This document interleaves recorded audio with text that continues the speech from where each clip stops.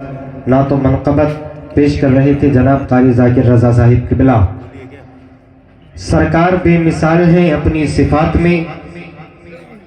آپ تمامی حضرات ایسا لگ رہا ہے دوبارہ ڈاؤن ہو چکے ہیں، لیکن انشاءاللہ آپ کو جگانا ہی میرا کام ہے۔ سنیں کہ سرکار بے مثال ہیں اپنی صفات میں، ان کا جواب کوئی نہیں کائنات میں۔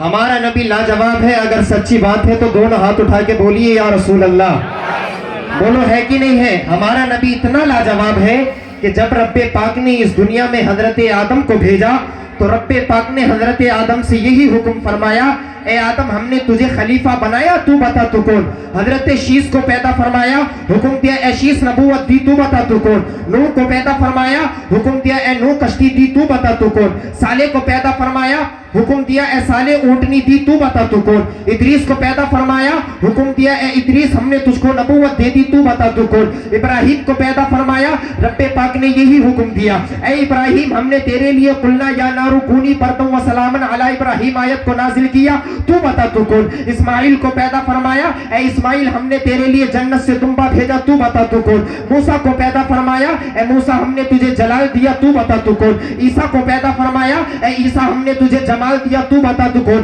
قاری محمود حسین صاحب اب تک یہی ہوتا آیا، آدم تو بتا تو کون؟ شیس تو بتا تو کون؟ نوح تو بتا تو کون؟ صالح تو بتا تو کون؟ یعقوب تو بتا تو کون؟ ادریس تو بتا تو کون؟ یوسف تو بتا تو کون؟ ابراہیم تو بتا تو کون؟ اسماعیل تو بتا تو کون؟ موسیٰ تو بتا تو کون؟ عیسیٰ تو بتا تو کون؟ لیکن جب باری آئی آمنہ کے لال کی، محبوب کردگار کی، رب پاک ارشاد فرماتا ہے مصطفیٰ خاموش رہنا، خدا بتائے گا مصطفیٰ کون ہے اور مصطفیٰ بتائے گا خدا کون ہے۔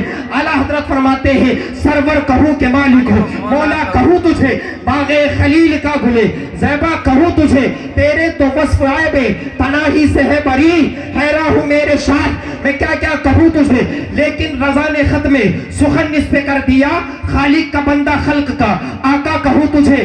آج کا ماحول دیکھتے ہیں، جس کا دل کرتا ہے حضور کی شان کے خلاف بولتا ہے۔ دلی والوں سنو، حضور کے زمانے میں ایک شخص نے حضور کی شان میں گستاخی کی اور حضور کی شان میں یہ گستاخی کی، حضور کو مجنون کہا۔ رب پاک نے فوراً اس کی زندگی میں اپنے حبیب سے 10 عیب ظاہر فرما دیے، جس میں رب پاک نے فرمایا اتلم بعد ذالک ذنیم، یعنی اس کی اصل میں خطا ہے۔ غور کرنا، جو حضور کی شان کے خلاف بولتے ہیں، جب نبی پاک نے اس کا یہ عیب بتایا، غصے میں آیا، ماں کے پاس گیا اور کہنے لگا ماں مجھے صحیح بتاؤ میرا باپ کون ہے۔ ماں نے اتنا سنا، جب دیکھا باپ بیٹا جوش میں ہے، بیٹے کا جاہو جلال ایسا ہے کہ کچھ بھی کر سکتا ہے۔ ماں نے کہا بیٹا تیرے باپ کے پاس مال و دولت بہت تھا، تیرے باپ کے پاس جائیداد بہت تھی، لیکن تیرا باپ اس قابل نہ تھا کہ کوئی اولاد عطا کرتا، کوئی اولاد پیدا کرتا، اسی لیے میں نے ایک چرواہے کو بلایا اور اس سے یہ کام کیا اور تجھے میں نے پیدا کیا۔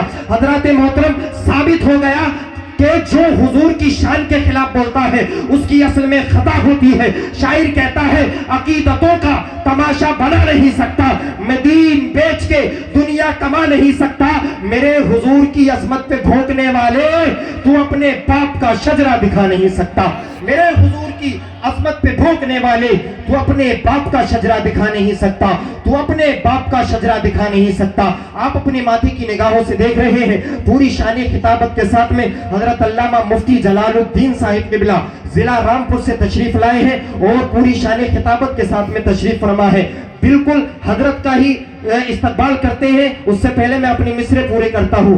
شاعر کہتا ہے کہ سرکار بے مثال ہے اپنی صفات میں، ان کا جواب کوئی نہیں کائنات میں، اور دولہا بنائے جائیں گے جب ہوش حشر میں، دولہا بنائے جائیں گے جب ہوش حشر میں، ہم قادری بھی جائیں گے ان کی برات میں، دولہا بنائے جائیں گے جب ہوش حشر میں، ہم قادری بھی جائیں گے ان کی برات میں، اور ہم کو مٹانا پائیں گے دنیا کے سورما، ہم کو مٹانا پائیں گے دنیا کے سورما، جب ہند کے ہیں خواجہ پیا اپنے ساتھ میں، جب ہند کے ہیں خواجہ پیا اپنے ساتھ میں، جب ہند کے ہیں خواجہ پیا اپنے ساتھ میں۔ اب بہت تیزی کے ساتھ میں حضرت کی بارگاہ میں گزارش کر رہا ہوں کہ وہ آئیں اور ہم سامعین اکرام کے قلوب کو منور و مجلہ فرمائیں۔ حضرت کا استقبال محبت و بھرے انداز میں نعرہ تکبیر و رسالت کی جھنکار کے ساتھ میں کریں۔